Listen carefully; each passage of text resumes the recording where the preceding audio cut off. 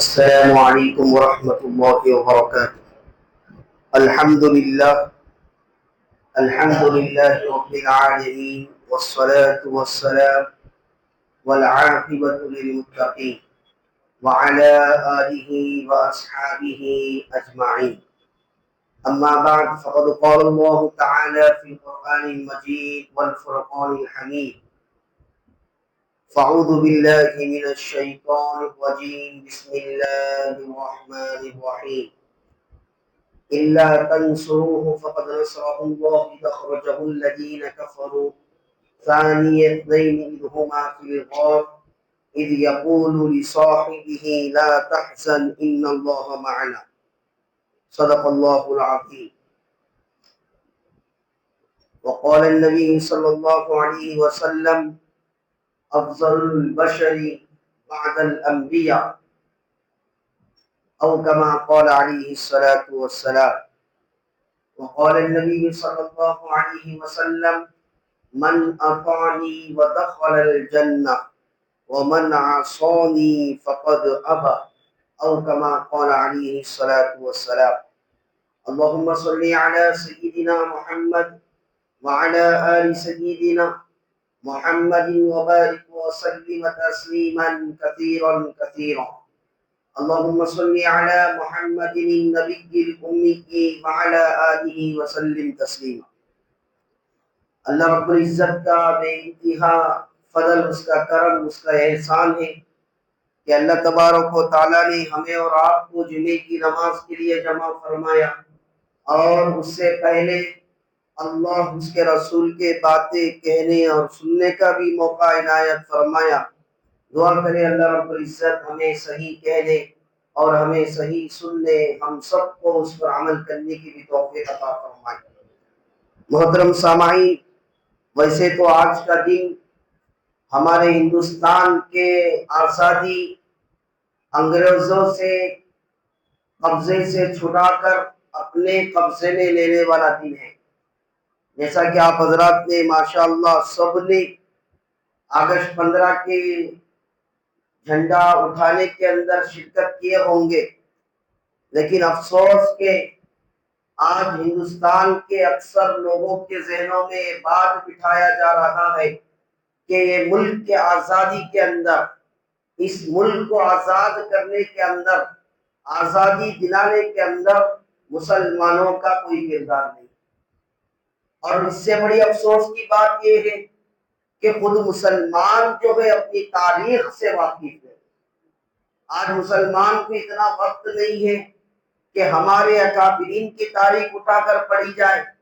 آج ہمارے مسلمانوں کے پاس اتنا ٹائم نہیں ہے کہ ہم نے اپنے جس ملک میں رہتے ہیں، اس ملک کے اندر ہمارے آبا و اجداد نے، ہمارے علماء و مشائخ نے، ہمارے محدثین نے اور مفسرین نے کیا کیا قربانی دی ہے، خود مسلمان اس سے واقف نہیں۔ تو بہرحال آج لوگوں کا ذہن یہ بناتے جا رہے ہیں کہ اس ملک کے آزادی کے اندر مسلمانوں کا کسی قسم کا تعاون نہیں ہے، حالانکہ یہ سراسر غلط اور جھوٹ پر مبنی بات ہے۔ آپ تاریخ اٹھا کر دیکھیں گے، آزادی کے سلسلے میں سب سے پہلے جنگ کرنے والے، سب سے پہلے انگریزوں کے خلاف آواز اٹھانے والے، کسی کا جگر تھا، کسی کی طاقت تھی، کسی کی ہمت تھی، وہ مسلمانوں کے علماء اور مسلمان تھے۔ آپ 1957 کا تاریخ اٹھا کر دیکھیں، 1957 کی تاریخ اٹھا کر دیکھیں، سب سے پہلے انگریزوں کے خلاف جنگ کرنے والے، جہاد کا فتویٰ نکالنے والے خود علماء کرام تھے۔ اور ماشاءاللہ آپ ٹیپو سلطان کی تاریخ کو پڑھیں، اسی طرح سید احمد اللہ کی تاریخ کو پڑھیں، یہ ویسے شخصیات تھے، بادشاہ ہونے کے باوجود انہوں نے اس ملک کو آزاد کرانے کے اندر ہمارا سب کچھ لگا دیا۔ آپ تاریخ اٹھا کر دیکھیے، انڈیا گیٹ پر جا کر دیکھیں، وہاں پر ہندوستان کو انگریزوں سے آزاد کرانے والوں کے نام اس کے اندر درج ہے۔ آپ جب آپ اس کو مطالعہ کریں گے تو سب سے زیادہ جو گیٹ پر لکھے ہوئے نام ملیں گے وہ مسلمان کے۔ لیکن افسوس کہ آج جن کے مسلمان کے علماء نے اپنے آپ پر اس ملک کو آزاد کرانے کے لیے گولیاں کھایا، قید خانوں میں ڈالا گیا، آپ کو مارا گیا، آپ کو جلایا گیا، لیکن ہندوستان کے اندر آج ایسی صورت بنائی جا رہی ہے کہ مسلمان کا اس ملک کی آزادی کے اندر کوئی حصہ نہیں۔ لیکن آج ہماری اور آپ کی ضرورت ہے ہم جو ہے مطالعہ کریں، ہم جو ہے تحقیق کریں، اس کے بعد سوشل میڈیا کے ذریعے سے، ملاقاتی کے ذریعے سے ہمارے غیر مسلم بھائیوں کے ذہنوں کو صاف کریں، ان کے اندر اتحاد و اتفاق پیدا کرنے کی کوشش کریں۔ انشاءاللہ ظاہر سی بات ہے جب ہمیں خود تاریخ معلوم ہوگی تو دوسروں کو بتا سکیں، جب ہمیں ہی تاریخ معلوم نہیں ہے تو ہمارے اکابرین نے، ہمارے مسلمانوں نے، ہمارے علماء و مشائخ نے جو قربانی دی ہے تو ظاہر سی بات ہے ہم دوسروں کو کس طرح بتائیں گے؟ جو سامنے والا کہہ رہا ہے وہی ہمیں جو ہے سچ لگنے لگتا ہے، اس لیے کہ ہمیں خود تاریخ معلوم نہیں۔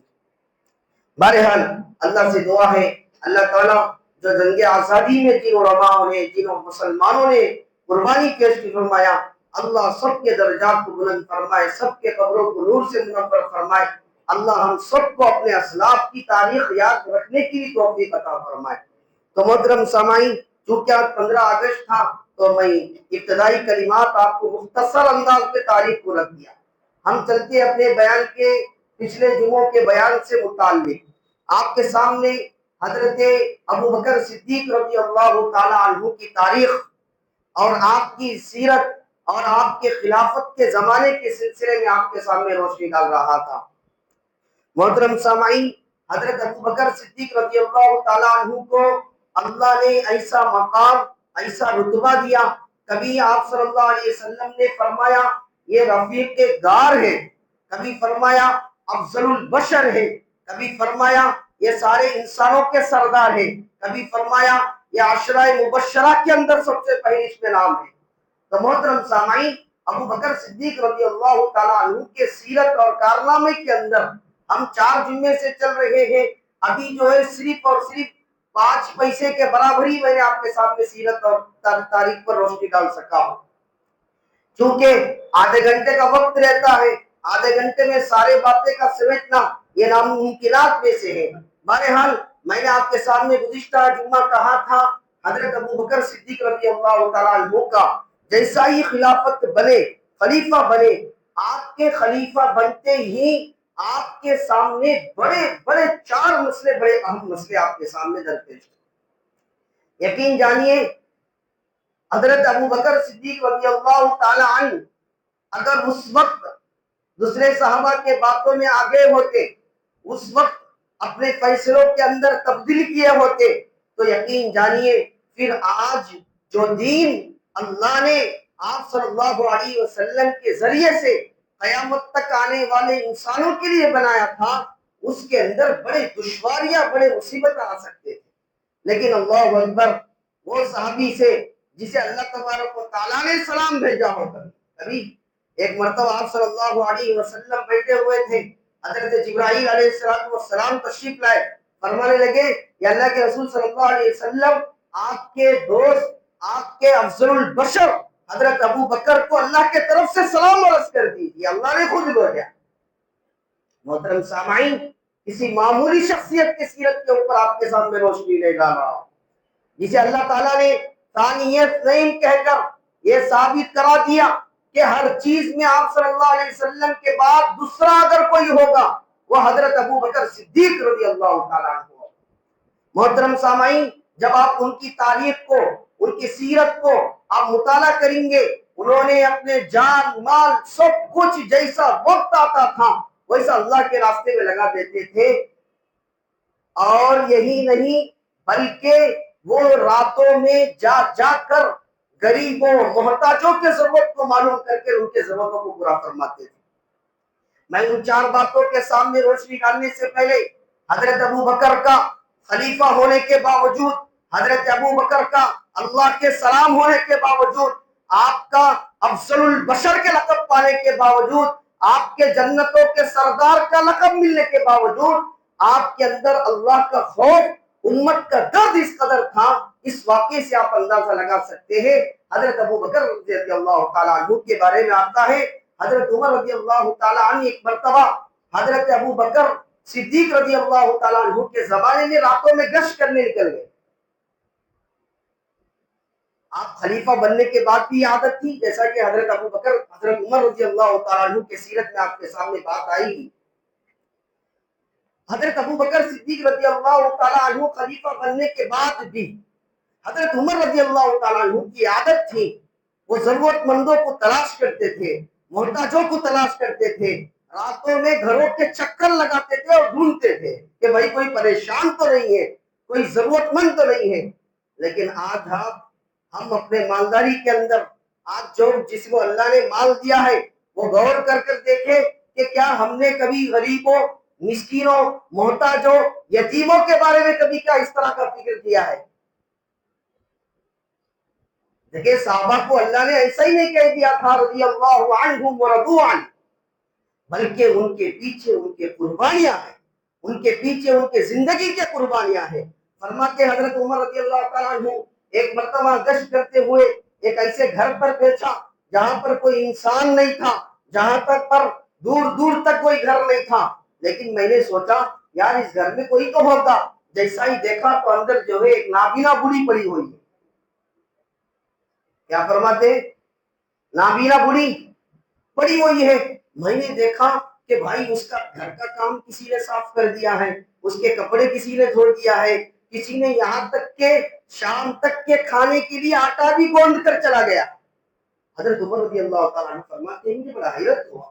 میں سوچا کہ بھائی وہ کون ہے جس کے دل میں اتنا طلب ہے، جس کے دل میں اتنا غم ہے؟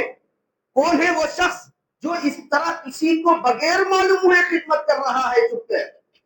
لیکن آج دیکھیں مسلمانوں کی زندگیاں کیسی ہو گئی ہیں. آج اگر کوئی کسی کو بتائی بھی دیتا ہے تو 15 فوٹو کھینچ دیتا ہے. آج اگر کوئی ایک ساڑی دیتا ہے تو 30 فوٹو کھینچ دیتا ہے. آج اگر کوئی گورنمنٹ ہاسپٹل کے پاس جا کر بسکٹ کے پیکٹ مارتا ہے اور فتوے کتنے نکالتا ہے، جتنے پیکٹ نہیں ہوں گے اس سے زیادہ فتوا کام کر دیتا. لیکن محترم سامعین، جس کا دل کے اندر یہ بات ہو کہ میرے اس کام سے اللہ راضی ہو جائے، یقین جانیے آپ فوٹو کھینچنے کی ضرورت نہیں ہے، خود اللہ مخلوق کے دلوں میں محبت ڈالے.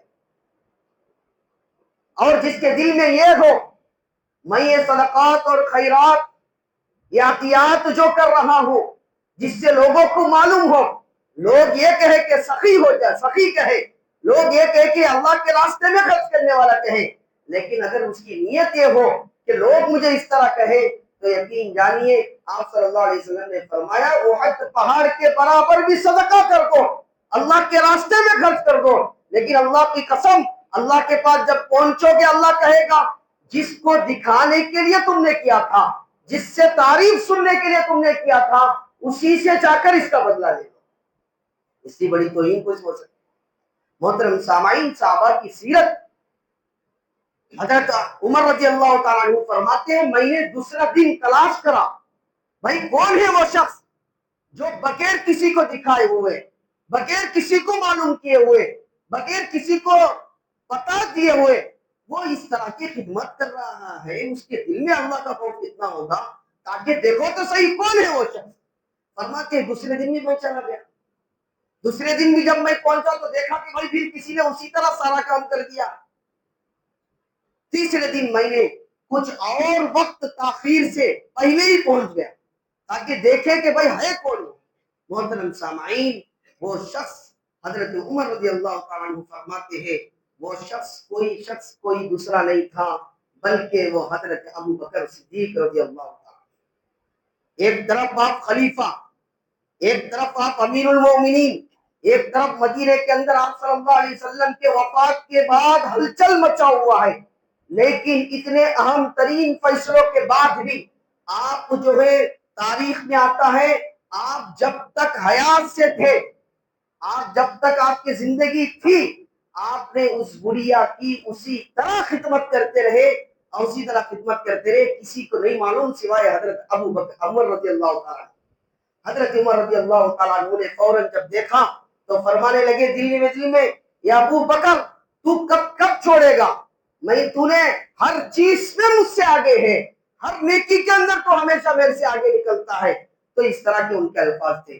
محترم سامعین، حضرت ابو بکر صدیق رضی اللہ تعالیٰ عنہ کوئی معمولی شخصیت نہیں تھے۔ آپ صلی اللہ علیہ وسلم کے وفات کے بعد سب سے بڑا جو فیصلہ تھا، جو 4 فیصلے تھے، ان میں سب سے اہم فیصلہ تھا حضرت اسامہ بن زید رضی اللہ تعالیٰ عنہ کا امیر بنا کر لشکر کو بھیجا۔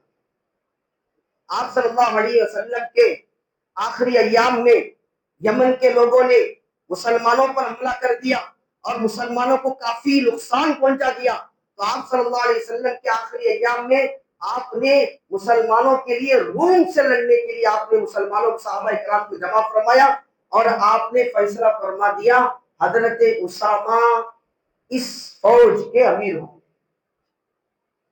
تو محترم سامعین، آپ صلی اللہ علیہ وسلم نے فیصلہ فرما دیا، یہ لشکر پورا جمع ہو گیا۔ آپ صلی اللہ علیہ وسلم باحیات تھے، یہ مدینے کے باہر پڑاؤ ڈالے ہوئے تھے، بس اجازت کے انتظار میں تھے۔ آپ صلی اللہ علیہ وسلم اجازت دے اور ہم جو ہے یمن کی طرف جو ہے لڑنے، روم کی طرف لڑنے کے لیے نکل جائیں۔ محترم سامعین، آپ صلی اللہ علیہ وسلم کا وصال ہو گیا۔ اب جو ہے حضرت ابو بکر صدیق رضی اللہ تعالیٰ عنہ کو لوگ صحابہ کرام نے بیعت کر لیے اور آپ کو خلافت مل گئی، آپ امیر المومنین بن گئے۔ اگرچہ اس خلافت کے مسئلے میں بہت سارے واقعات تھے، بہت سارے مسائل تھے، لیکن اللہ تعالیٰ نے حضرت ابو بکر صدیق رضی اللہ تعالیٰ عنہ کو، چونکہ اللہ نے فیصلے ہی پہلے فرما دیا تھا، ثانیت نہیں اذ ہما فی الغار، دوسرا حضرت ابو بکر ہے، اور آپ صلی اللہ علیہ وسلم نے سگنل دے دیا تھا۔ آپ صلی اللہ علیہ وسلم کے زندگی میں 17 نمازوں کے قریب حضرت ابو بکر صدیق رضی اللہ تعالیٰ عنہ نے نمازیں پڑھائی، تو صحابہ کرام کا بڑا مجمع متفق ہو گیا، آپ کو خلیفہ بنا دیا۔ اب خلیفہ بنانے کے بعد اب جو مسائل جو سامنے آئے وہ بڑے بھیانک اور دردناک مسائل۔ ہوا سب سے پہلے یہ کہ حضرت اسامہ بن زید رضی اللہ تعالیٰ عنہ کو جو خلیفہ بنا کر بھیج رہے تھے، صحابہ کرام چونکہ آپ صلی اللہ علیہ وسلم کا وفات ہو گئی، وصال ہو گئی، صحابہ کرام نے حضرت ابو بکر صدیق رضی اللہ تعالیٰ عنہ کے پاس جا کر شکایتیں کرنے لگے، بھائی لشکر کے امیر کو بدلایا جائے، لشکر کے امیر کو بدلایا جائے۔ لیکن حضرت ابو بکر صدیق رضی اللہ تعالیٰ عنہ بات ماننے کے لیے تیار نہیں تھے، تو حضرت عمر رضی اللہ تعالیٰ عنہ کو دوسرے صحابہ کرام نے تشکیل کر کر بھیجا، بھائی عمر تم ہی جا کر حضرت ابو بکر کو سمجھا دو اور حضرت ابو بکر کو اس بات کا اطلاع دے دو اسامہ اتنے بڑے لشکر کا امیر کیسے ہو سکتا ہے۔ ان لوگوں کا اشکال اس بات سے تھا کہ حضرت اسامہ رضی اللہ تعالیٰ عنہ کی عمر 18 سال تھی۔ کتنے سال جی؟ 18 سال تھی، اور ان کے تابع جو صحابہ کرام تھے اس کے اندر حضرت عمر رضی اللہ تعالیٰ عنہ بھی تھے، کتنے بڑے صاحب، اور حضرت اسامہ رضی اللہ تعالیٰ عنہ یہ کون تھے؟ یہ غلام کے بیٹے تھے، ایک تو بچہ، دوسرا غلام کا بچہ۔ تو صحابہ کرام کے اندر آپ صلی اللہ علیہ وسلم چونکہ نہیں ہے، اب تو مسئلہ ہی نہیں ہے، آپ صلی اللہ علیہ وسلم کا ایک فیصلہ تھا، اب آپ صلی اللہ علیہ وسلم دنیا سے تشریف لے گئے، اب امیر المؤمنین جو فیصلہ کرے وہ۔ تو لوگوں نے حضرت عمر رضی اللہ تعالیٰ عنہ کو ترغیب دے کر، تشکیل دے کر بھیجا، بھائی جا کر کہہ دو آپ صلی اللہ علیہ حضرت عمر رضی اللہ عنہ، بکر صدیق رضی اللہ تعالیٰ عنہ سے کہ اسامہ کو لشکر کے امیر سے ہٹا۔ اللہ اکبر۔ محترم سامعین، جذبہ دیکھیں، اطاعت دیکھیں، آپ صلی اللہ علیہ وسلم کا اتباع کا جذبہ دیکھیں۔ آپ نے عمر رضی اللہ تعالیٰ عنہ نے جیسے ہی آ کر حضرت ابو بکر صدیق رضی اللہ تعالیٰ عنہ کی بات کہا کہ بھائی اسامہ کو خلا امیر سے ہٹا دیا جائے، دوسرے تجربے کار کو امیر بنایا جائے، حضرت ابو بکر صدیق رضی اللہ تعالیٰ عنہ نے، تاریخ میں آتا ہے، آپ نے حضرت عمر رضی اللہ تعالیٰ عنہ کے داڑھی کو پکڑ لیا، حالانکہ وہ خود بڑے جلالی تھے، اور حضرت ابو بکر صدیق رضی اللہ عنہ بڑے کمزور تھے، دبلے پتلے تھے، لیکن جب شریعت کے خلاف بات آتی تھی تو صحابہ کے نفس جو ہے، صحابہ اپنے آپ کو کنٹرول نہیں کر سکتے تھے۔ لیکن افسوس کہ آج ہم ایسے ایمان والے ہیں، شریعت کے خلاف کیا پوری شریعت کو بھی بدنام کرے، ہمیں کچھ فرق نہیں پڑتا، لیکن صحابہ کرام ایسے نہیں تھے۔ حضرت عمر رضی اللہ تعالیٰ عنہ کی داڑھی پکڑ کر کہنے لگے، یا ابو بکر تو کیا بات کرتا ہے، عمر تو کیا بات کرتا ہے، جسے اللہ کے رسول نے امیر بنایا ہو تو کہتا ہے کہ میں اس کو معزل کر دوں، یہ نہیں ہو سکتا، لہذا لشکر کا امیر حضرت اسامہ بن زید ہی ہوں گے، اس لیے کہ آقا انعامدار ताजिदार मदीना मोहम्मद रसूलुल्लाह सल्लल्लाहु अलैहि वसल्लम का तय करदा शर्त है। मेरे मजाल मेरे बस में बात नहीं है, जिसे आका ने तय कर दिया हो, आका के जाने के बाद उस फैसले को मैं तब्दील कर दूं, ये मेरे जान में जान रहे तक ये नामुमकिन है, ये नहीं हो सकता। लिहाजा हजरत उसामा बिन जैद रजी अल्लाह तआला अन्हु को आपने उस लश्कर का अमीर बनाया जिस लश्कर में 3000 बड़े बड़े साहबा। फरमाते हैं हजरत अबू बकर सिद्दीक रजी अल्लाह तआला अन्हु इतने बड़े खलीफा होने के बावजूद जब लश्कर का टाइम हो गया, इसलिए कि रूम के अंदर भेजना जरूरी था, इसलिए कि मदीने के अंदर बड़ा हलचल मच गया था, लोगों इर्तदाद दूसरा मसला हो गया था, कुछ लोग ज़कात के इनकार करने लगे थे। भाई अल्लाह के रसूल चले गए, अब मसले किसलिए खत्म, हम ज़कात विकात कुछ नहीं देंगे, अपना पैसा अपने पास रखेंगे।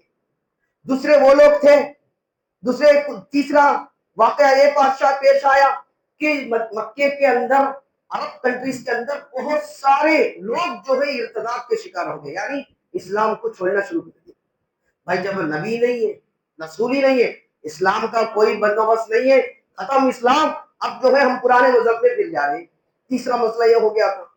चौथा मसला ये हो गया था, आप सल्लल्लाहु अलैहि वसल्लम के वफात होते ही 3 4 5 लोगों ने नबूवत का दावा कर दिया। भाई अब नबी हो खत्म हो गया, अब मैं खुद नबी हूँ। इसलिए कि इन लोगों का मंशा ये था, जब नबी खत्म हो गया, यार जब इनके पीछे ने इतने लोग इत्तबा करने वाले हैं, हम भी इस तरह करामात जादू सेहर दिखाकर लोगों को बड़ा बनेंगे, मैं अमीर बन जाएंगे, फायदे उठाएंगे। हालांकि आका इनामदार ताजिदार मदीना को अल्लाह ने खुद नबी बनाकर भेजा था। ये 4 मसले बड़े अहम थे। मोहतरम सामाईन, हजरत अबू बकर सिद्दीक रज़ी अल्लाह तआला अन्हु का ये फैसला हजरत उसामा को अमीर बनाकर भेजना था। अल्लाह अकबर, जिस नबी के फैसले के अंदर गलत कैसी हो सकती है, जिसका खुद अल्लाह के तरफ से निजाम चलता। फरमाते हजरत अबू बकर सिद्दीक रज़ी अल्लाह तआला अन्हु इतने बड़े खलीफा होने के बावजूद जब लश्कर को रवाना करने लगे, आपने लश्कर को रवाना करते हुए हजरत उसामा बिन ज़ैद जो 18 साल के बच्चे थे, आज अगर कोई बच्चा, छोटा सा बच्चा हमारे सामने कुछ काम कर दे बड़ा, हमसे बड़ा, हम ये कहकर टाल देते हैं भाई बच्चा है गाँव से।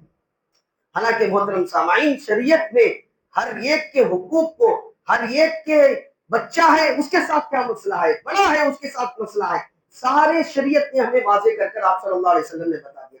हजरत अबू बकर सिद्दीक रज़ी अल्लाह तआला अन्हु खलीफा वक्त है, अमीरुल मोमिनीन है। फरमाते हैं हजरत उसामा घोड़े पर बैठे हुए थे, हजरत अबू बकर सिद्दीक रज़ी अल्लाह तआला अन्हु उस घोड़े के लगाम को पकड़कर चल रहे।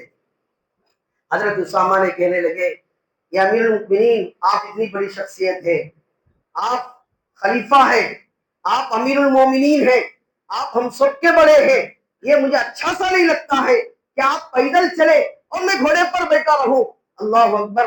हजरत अबू बकर सिद्दीक रज़ी अल्लाह तआला अन्हु ने कहने लगे, ये उसामा, अगर से तुम छोटे हो, लेकिन जिस काम के लिए अल्लाह ने तुम्हें चुना है, ये हम सबसे बड़ा वाला काम है, लिहाजा तुम जो है इंसाफ के साथ लड़ना और शरीयत का पूरे पाबंद रहना, फिर जो है तुम जंग करने से पहले उनको इत्तला करना, सारे उसूलों को बताया। और चूंकि हजरत उमर रज़ी अल्लाह तआला अन्हु इनके माते थे, हालांकि अमीरुल मोमिनीन थे, उनको इजाजत देने की जरूरत थी। तारीख में आता है हजरत अबू बकर सिद्दीक रज़ी अल्लाह तआला अन्हु ने हजरत उसामा रज़ी अल्लाह तआला अन्हु जो कि 18 साल के बच्चे थे, फरमाने लगे, ये उसामा, एक दरखास्त थी, वो ये कि हजरत उमर रज़ी अल्लाह तआला अन्हु को मदीने के अंदर छोड़ दिया जाए, इसलिए कि यहाँ पर दूसरे बहुत सारे मसाइल है और अल्लाह के रसूल सल्लल्लाहु अलैहि वसल्लम ने आपके मातहत जो तय किया था 3000, उनमें हजरत उमर रज़ी अल्लाह तआला अन्हु भी है, लेकिन उमर रज़ी अल्लाह तआला अन्हु की मेरी जरूरत है, मेरे पास जरूरत है उनकी, लिहाजा इनको छोड़ दिया जाए। उसामा रज़ी अल्लाह तआला अन्हु ने फरमाने लगे, ये अमीरुल मोमिनीन, आप अमीर हैं, आप जैसा फैसला कर दे। फरमाया, इस लश्कर के अमीर तो तुम हो, तुम अगर इजाजत देते हो तो उमर को मैं यहाँ रोक लूंगा, अगर तुम इजाजत नहीं देते हो तो तुम्हारी मर्जी है। हजरत उसामा रज़ी अल्लाह तआला अन्हु कैसा इनकार कर सकते थे, आपने हजरत उमर रज़ी अल्लाह तआला अन्हु को मदीने में रहने की इजाजत दी। मोहतरम सामाईन, आपका ये फैसला था। रूम के अंदर जब हजरत उसामा पहुंचे, ऐसा रूमियों के साथ जो अल्लाह का इनकार करने वाले थे, जो मुसलमानों को शहीद कर दिया था, कई सहाबा इकराम को शहीद कर दिया था, حضرت اسامہ جو 18 سال کے بچے تھے 40 دن کے اندر ایسے لڑائی لڑی، ایسے جنگ کیا، اللہ اکبر، سب سے بڑا اسلام کے اندر حضرت امیر المؤمنین حضرت ابو بکر صدیق رضی اللہ تعالیٰ عنہ کے خلیفہ ہونے کے بعد سب سے پہلا جنگ تھا، اور بہت سارا مالی غنیمت کے ساتھ واپس آئے۔ آپ کا استقامت دیکھیں، یہ اور صرف اللہ کے رسول صلی اللہ علیہ وسلم کے طے کردہ چیز میں بدل کرنے کے لیے آپ کی ہمت نہیں ہو سکے۔ آج ہمارے پاس پوری شریعت ہے، ہم اللہ اس کے رسول کی کتنا اتباع کر رہے ہیں، کتنا چل رہے ہیں، ہم اس کے اندر غور کرنے کی بات۔ محترم سامعین، دوسرا جو مسئلہ تھا بڑا اہم تھا، یہ زکوٰۃ کے انکار کرنے لگ گئے تھے کچھ لوگ، اس لیے کہ آپ صلی اللہ علیہ وسلم کے زمانے میں پورے مسلمان تھے، صحابہ تھے، لیکن کچھ لوگ منافقین بھی تھے، کچھ لوگ یہودی بھی تھے، عیسائی بھی تھے۔ اب جو بھولے بھالے مسلمان ہیں ان کو دوسرے لوگوں نے بھڑکا کر زکوٰۃ سے انکار کرنے کے لیے آمادہ کر دیا۔ تو اب مسئلہ ہو گیا، حضرت ابو بکر صدیق رضی اللہ تعالیٰ عنہ نے کہنے لگے، بھائی اس بات کو نوٹ کر لو، جن لوگوں نے جو اللہ کے رسول صلی اللہ علیہ وسلم کے زمانے میں بکری کا بچہ بھی زکوٰۃ دیتا ہو، اگر وہ انکار کرے گا، وہ نہیں دے گا، تو میں اس کے ساتھ جہاد کروں گا، میرے ہاتھ میں تلوار ہوگی اور اس کی گردن ہوگی۔ یہاں تک نہیں فرمایا اگر کوئی اللہ کے رسول صلی اللہ علیہ وسلم کے زمانے میں زکوٰۃ دے رہا تھا، اگر وہ ایک رسی کا بھی انکار کرے، میں اس کے ساتھ جہاد کروں گا، میں اس کو نیست و نابود کر دوں گا۔ اب صحابہ کرام کے اندر تھوڑا سا فقہی طور پر مسئلہ گڑبڑ ہو گیا۔ حضرت عمر رضی اللہ تعالیٰ عنہ اور بڑے بڑے صحابہ کرام رضی اللہ تعالیٰ عنہ نے حضرت ابو بکر صدیق رضی اللہ تعالیٰ عنہ کے دربار میں حاضر ہو گئے، کہنے لگے، اے حضرت ابو بکر امیر المؤمنین، آپ بڑے ہیں، آپ اتنا بڑا فیصلہ جو لے رہے ہیں، حالات ٹھیک نہیں ہیں، ایک طرف آپ صلی اللہ علیہ وسلم موجود نہیں ہیں، دوسرے طرف اسامہ کا لشکر 3000 کے ساتھ صحابہ کرام ادھر چلے گئے ہیں۔ اب یہ ایسے حالات میں، ایسے نازک چیزوں میں آپ صلی اللہ علیہ وسلم نے یہ بھی فرمایا، جس نے کلمہ پڑھ لیا ہو اس کے ساتھ تلوار اٹھانا، اس کو ختم کرنا، اس کے ساتھ جنگ کرنا یہ جائز نہیں ہے۔ تو اللہ اکبر، حضرت ابو بکر صدیق رضی اللہ تعالیٰ عنہ نے فرمایا، بھائی یہ بات تو صحیح ہے، جس نے کلمہ پڑھ لیا اس کے خلاف تلوار نہیں اٹھا سکتے، جس نے زکوٰۃ کا انکار کر دیا گویا کہ اللہ کا انکار کر دیا، جس نے اللہ کا انکار کر دیا گویا کہ اس نے دین کا انکار کر دیا، جس نے دین کا انکار کر دیا وہ تو اسلام میں آئی نہیں، اس کے ساتھ تو جہاد کرنا ہمارے اوپر فرض ہے۔ اس کے بعد محترم سامعین، حضرت ابو بکر صدیق رضی اللہ تعالیٰ عنہ نے حضرت عمر رضی اللہ تعالیٰ عنہ کو فرمایا، انتم جبارون فی الجاہلیہ، آپ نے فرمایا، یہ عمر تجھے کیا ہو گیا، تو زمانہ جاہلیت میں تو بڑا بادشاہ، بڑا ترم خواہ ہو کر پھرتا تھا، تو بڑا جابر ہو کر پھرتا تھا، اب اسلام میں آنے کے بعد تیرے دل میں نرمی آ گئی ہے، تو کمزور پڑ گیا ہے، یہ کیسا ہو سکتا ہے؟ یہ عمر تو سمجھداری سے بات کر، سمجھداری سے کام کرو، تم کیا کر رہے ہو؟ اللہ اکبر، حضرت ابو بکر صدیق رضی اللہ تعالیٰ عنہ کے الفاظ تھے، حضرت عمر رضی اللہ تعالیٰ عنہ نے فوراً آپ سے معافی مانگی، پھر کہنے لگے آپ کا جو فیصلہ ہوگا وہی ہوگا۔ محترم سامعین، اگر اس وقت حضرت ابو بکر صدیق رضی اللہ تعالیٰ عنہ یہ موقع نکالے ہوتے، یہ گنجائش نکالے ہوتے، کیونکہ آپ صلی اللہ علیہ وسلم دنیا سے تشریف جا چکے ہیں، اب کوئی مسئلہ نہیں ہے، لہذا زکوٰۃ کا فی الحال روک لگا لیا جاتے۔ آج اسلام کے اندر زکوٰۃ، آج مسلمانوں کا حال یہ ہے کہ زکوٰۃ فرض ہونے کے بعد ہم تعبیریں ڈھونڈ رہے ہیں۔ اگر اس وقت حضرت ابو بکر صدیق رضی اللہ تعالیٰ عنہ کے زمانے میں اگر آپ نے سختی سے کام نہ کیا ہوتا، آپ نے جہاد نہ کیا ہوتے، آپ نے پھر کر دکھایا۔ جن لوگوں نے زکوٰۃ کا انکار کیے تھے، آپ نے ان کے ساتھ جہاد کیا، آپ ان کو ختم کیا، ان کا یہ کرنا تھا، یہ عمل کرنا تھا۔ جتنے لوگ جو زکوٰۃ سے انکار ہو گئے تھے، زکوٰۃ دینے کے لیے پیچھے ہٹ رہے تھے، سارے درست پٹری پہ آ گئے۔ تو محترم سامعین، حضرت ابو بکر صدیق رضی اللہ تعالیٰ عنہ کے بڑے کارنامے ہیں۔ تیسرا کارنامہ آپ نے، کیونکہ ٹائم بھی ہو رہا ہے، 2 منٹ میں بات پورا کروں گا، تو تیسرا کارنامہ، اب تیسرے لوگ وہ تھے جو ارتداد میں چلے گئے تھے، یعنی اب اللہ کے رسول صلی اللہ علیہ وسلم ہی نہیں ہے۔ جب اللہ کے رسول صلی اللہ علیہ وسلم ہی نہیں ہے تو ہم اسلام پر کیوں رہے؟ آپ نے مرتد ہونا شروع ہو گئے۔ آپ نے اللہ اکبر 11 دستے بنائے مشورہ کر کے صحابہ کرام سے.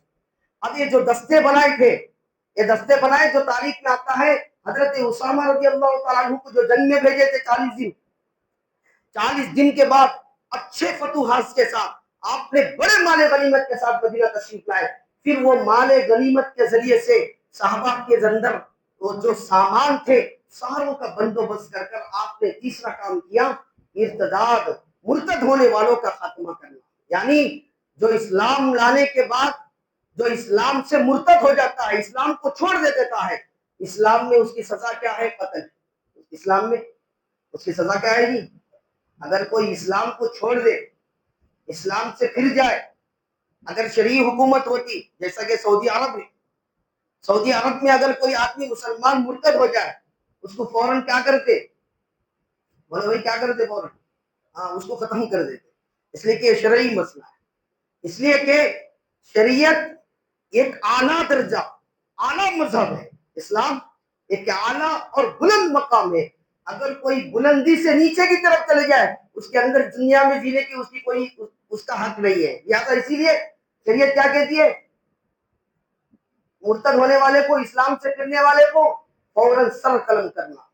اب جو ہے ارتداد کا مسئلہ بڑا تیزی کے ساتھ بڑھ گیا تھا. کئی سارے لوگ یہ ہو گئے تھے. حضرت ابو بکر صدیق رضی اللہ تعالیٰ عنہ نے 11 دستوں کو بنائے، بڑے بڑے صحابہ کو اس کا خلیفہ بنائے. پھر آپ نے ان مرتد ہونے والے کے سامنے ایک میسج بھیجا، ایک خط لکھا، بھائی دیکھو تم نے جو اللہ اس کے رسول پر ایمان لایا تھا، اگر تم ایمان لائے ہو اپنے من سے، اپنے مرضی سے، پھر اس پر ہی آپ کو رہنا ہے. اگر نہیں رہو گے تو یا تو توبہ کر لو، پھر دوبارہ کلمہ پڑھ لو، پھر اسلام پر رہو.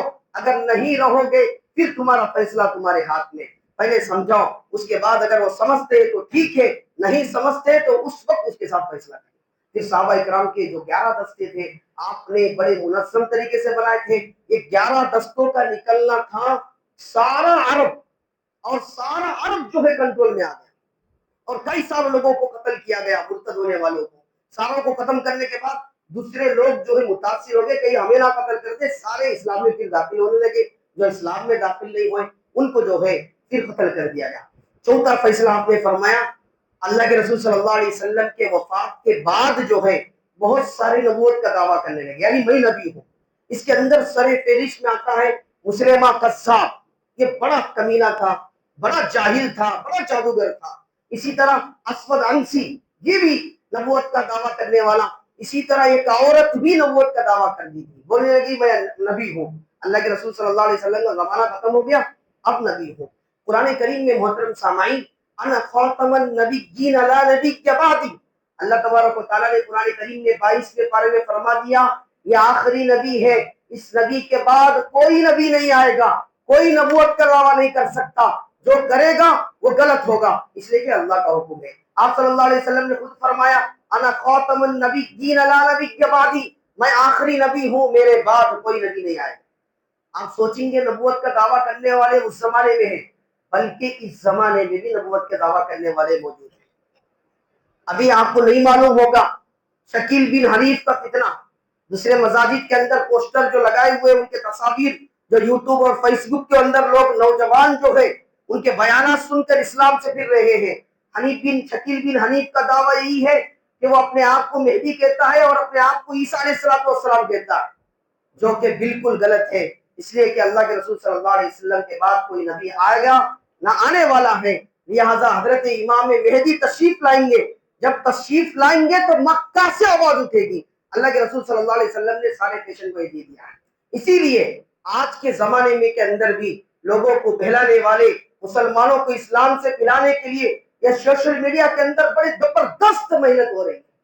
اور ہمارے وہ نوجوان جو مسجدوں سے دور، جنہوں نے مکتب سے دور، جنہیں علماء سے دور ہونے والے بچے ہیں، یہ بچے ان کے بیانات سن کر اسلام سے مرتد ہونے جا رہے ہیں. ظاہری اعتبار سے مسجد کو آ رہے ہیں لیکن باطنی اعتبار سے ان کے عقائد، ان کا ایمان جو ہے سارا کا سارا خطرے میں. آج شکیل بن حنیف اتنا بڑا دجال ہے، اسی طرح بہت سارے فرقے جو ہے آج بھی ہندوستان کے اندر محنت کر رہے ہیں، اپنے آپ کو یہ کہتے ہیں کہ میں نبی ہوں، میں عیسیٰ ہوں، میں مہدی ہوں. محترم سامعین، اسی لیے فیس بک، یوٹیوب کے اوپر بیانات سننے سے پہلے اس عقائد کو، ان کون ہے، کہاں سے فارغ ہے، کون عالم ہے، کون مفتی ہے، انہیں ایک عالم دین ہے یا نہیں ہے۔ حالانکہ آج تھوڑے بہت پڑھ کر، تھوڑے بہت سیکھ کر جو ہے لوگ یوٹیوب کے اندر الٹے سیدھے بیانات دے رہے ہیں، دین کے اندر تحریف کر رہے ہیں۔ اسی لیے اپنے نوجوانوں کو بیانات سننے سے پہلے، اسلام سیکھنے سے پہلے اپنے علماء سے مشورہ کرے، اپنے علماء کے ذریعے سے نگرانی کے اندر انشاءاللہ اپنے بچوں کو آگے بڑھنے کی کوشش کرے، ورنہ آپ کے بچے آپ دنیا سے چلے جائیں گے، آپ کے بچے دین پر نہیں رہیں گے۔ ظاہر سی بات ہے، جو ایسی عقائد رکھے گا وہ اسلام کے کیسا رہ سکتا ہے؟ تو حضرت ابو بکر صدیق رضی اللہ تعالیٰ عنہ نے چوتھا فیصلہ فرمایا تھا مسلمہ قذاب کے قتل کے لیے، اور اسی طرح اسود عنسی کے قتل کے لیے خالد بن ولید رضی اللہ تعالیٰ عنہ کو اس کا سپرد کیا گیا۔